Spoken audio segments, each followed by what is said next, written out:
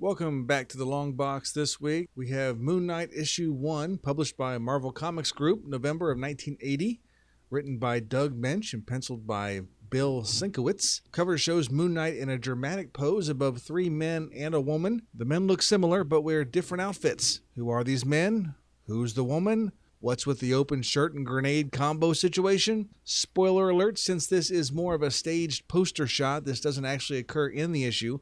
But each of these characters do make themselves known in what is a fairly convoluted story. Doesn't that sound like fun? Let's dig in. We open in the Sudan. A battle is ongoing between a mercenary commando squad under command of a terrorist called Bushman, a crazy man with a skull tattooed on his face and sharp steel teeth who probably just released a mixtape on SoundCloud with special guest Pitbull, and a rebel camp. Next to DJ Jazzy Bushman is Mark Spector, who begins this day as a soldier for hire but ends as something else.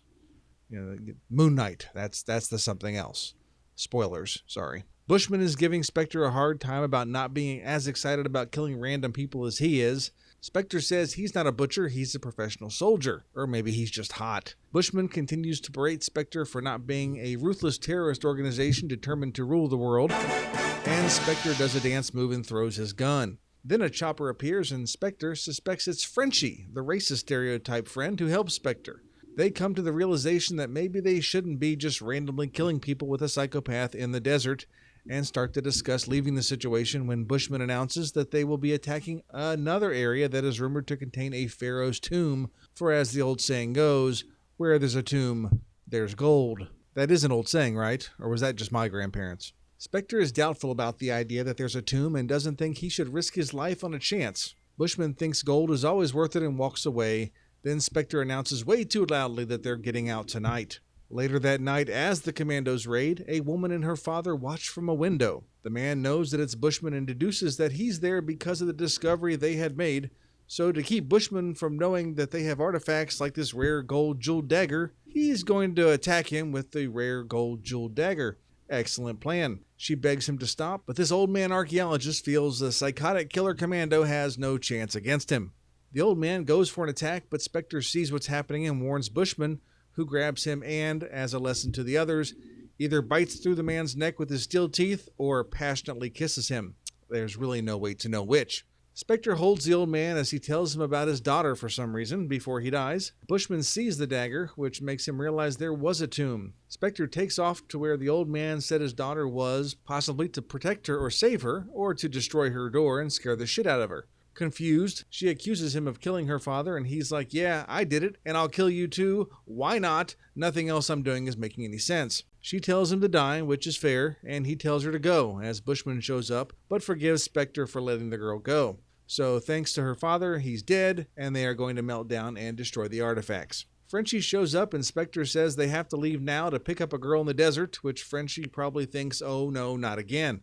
But before they go, he notices Bushman getting ready to murder civilians and rushes out to stop them, but it's too late. He calls Bushman a filthy murderer, but flattery will get him nowhere. He lunges for Bushman, but instead gets whapped out. Bushman orders a lackey to take him to the desert to die in the sun. Frenchie watches, probably thinking, ooh la la, because he's French. Hours later, Spector wakes up, realizes he's in the desert, and thinks this really sucks. He moves on in the heat. When the night comes, he continues to crawl aimlessly. He stands dramatically in front of the moon in an inadvertent foreshadowing of what's to come, no doubt. Some men see him and bring him inside to a close-by tomb of the pharaoh Seti. It turns out that the old man's daughter, Missy, is there. They realize he's dead, and she says he deserves to be dead. Again, fair point. But after thinking about it for a bit, she's thinking, what's wrong with me? How can I be glad? He only said he killed my father. And then she starts checking him out, thinking at least he's hot, and not just from dying in the desert. And then, for reasons, including the moon, and this dead pharaoh guy, and these glowy artifacts, he's fine. Like, just woke up from a nap and realizing you're late for work kind of fine. He pops up and says, where am I? Who am I? And she's freaking out, saying, you were dead, and he starts spouting knowledge of the dead pharaoh, who was a moon god and a taker of vengeance. He doesn't know how he knows this stuff, but really the question here is, how are you talking, moving, being alive? You were just roasted in the desert. You should at least have sand in your throat and no energy. But this guy is grabbing a robe saying, this is mine now, and the only part of that makes sense is that he's talking like he's been delusional in the desert for days. He's a ghost now, a specter of the moon. Get that? His name is Spectre, so he's a Spectre. Real clever sort of stuff there. So he runs out and somehow steals a Jeep and takes off into the distance as she heads off after him. So now we find a eerie figure who's obviously Mr. Ghostman with some white daggers of some sort that he got somewhere, and he kills these two men, but not before letting them and us know he's there for Bushman. So inside the dance club, men amuse themselves while the women whose husbands' bodies lay in the square are forced into humiliation worse than death. Jesus, this Bushman guy is a dick. No one should be made to whip a nene against their will. With a kaboom and a lesser-known brack coom, the men think it's thunder, so for some reason rush out to find the ammo dump on fire, and 2 grenades bada-boom them to oblivion. Bada-boom. Yeah, that's what I said. Big, yeah, I got it. Yeah. Bada-boom. I got it. Big bada, thank you. Everyone except for Bushman, and the Spectre reveals himself. Watching from a distance is Missy, as a hand reaches menacingly towards her in the dark. She screams, and he is distracted and runs toward her, and Bushman slips away. He comes to rescue her from Frenchie. He apparently recognized Spectre even with his super disguise of a sheet around his neck and head. She can't believe that he won, and he is annoyed that Bushman got away, and then reveals that Bushman was the one who killed her father. And now they're in love because that's how it works. Frenchie suggests that even though Bushman's force is destroyed and he no longer poses a threat there, they should still haul ass out just to make sure. He says he must know her name, and she says it's Missy. Wait, Marlene? But yeah, these guys called her Missy. Is Missy short for Marlene? Anyway, she's all, say my name, and he decides just to take a nap while laying on her because it's tiring coming back to life and killing people. Man, you're telling me. So we skip ahead some unknown time, and for other reasons, he's now rich and powerful and has alter egos that all look just like him wearing different clothes, like what we saw on the cover. So we've got Mark Spector, who likes black turtlenecks and automatic weapons, Stephen Grant, who wears tuxes and has a fancy cane and somehow is a Wall Street wizard. What? No background checks needed? Sign me up! Who took Spector's money and made him a millionaire. And then Jake Lockley, who drives a cab, because that's cool. And I guess because he hears everything, like drunk couples fighting on the way home from the bar and other people fighting about taking the expressway instead of 39th or something. Real important stuff. So together with Marlene, Missy, and Frenchie, they all live together in a Long Island mansion, and together they are... Wild Stallions! Moon Knight. So as quick as Uncle Ben getting shot by a robber, we have an origin story. Well, all in all, that was kind of... Oh, wait, it's not over. We've got more story, unfortunately. Mark Stephen Jake is talking to himself, and Missy Marlene comes in with, well, I'm guessing not just talking on her mind. She calls him Steven. He says he's dictating a case history because Moon Knight hit some heroin pushers tonight. Wait, he's Moon Knight. He went out and broke up some heroin ring and then came home and put his suit on, and... Why does she call him Steven? He's really Mark. So anyway, I guess one of them had Bushman's locket, timepiece, something that lets him know that Bushman is in town, and somehow Bushman knows to look there for Mark Stephen Jake because even more reasons. So he's going back out after him as Lockley. He calls Frenchie, who's on the roof at whatever midnight hour this is, because Frenchie don't need no life. He lives to serve. Working on the chopper, which looks nothing like a chopper, and wants him to follow Lockley's cab. As in him, he's referring to his alter ego in the third person, like he did Moon Knight.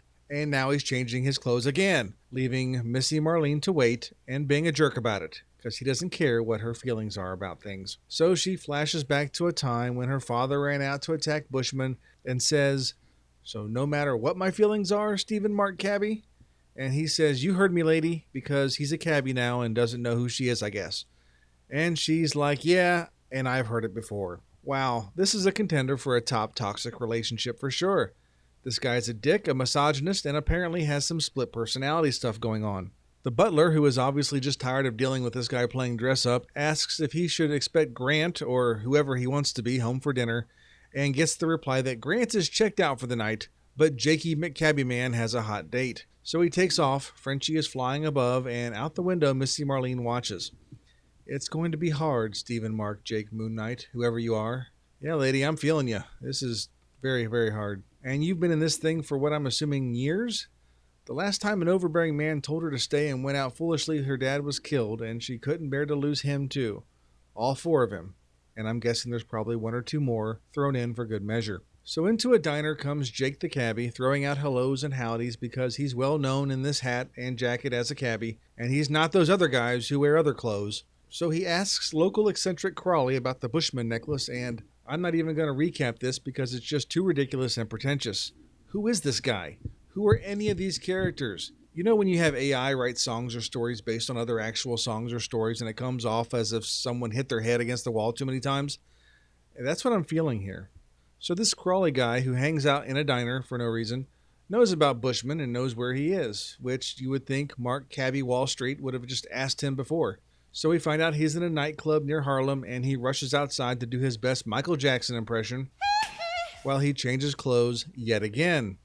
But this time apparently in public, and tells Frenchie they're going to the Sleazy Follies. Frenchie thinks it must be Tuesday. So in full Moon Knight outfit, he tells Frenchie he can't tell him what's going on because then he'd went in on the action and he just can't allow that. This one is his all alone. Then why the fuck did you bring him to begin with? So unbeknownst to Moon Knight, but perfectly known to us, a Mercedes follows them as they go. Probably because the whole I'm changing into Moon Knight and flying away on a helicopter right outside of this diner thing. Stealthy. Continuing in his stealthy mission to be completely obvious, Moon Knight enters the establishment from the front door and asks where the door is that Bushman is staying behind. Upstairs, the guy on the phone can't believe what's happening, and Moon Knight busts into the room and does this move somehow, spamming and chudding two guys in the face. I'm not even sure this is physically possible. Moon Knight notices that everyone is wearing the same Bushman necklace, because apparently no one in this story believes in subtlety. He continues to attack, and those left are in awe of his abilities, and stage whispers that he can't be real. Who's that guy? Don't you know Moon Knight?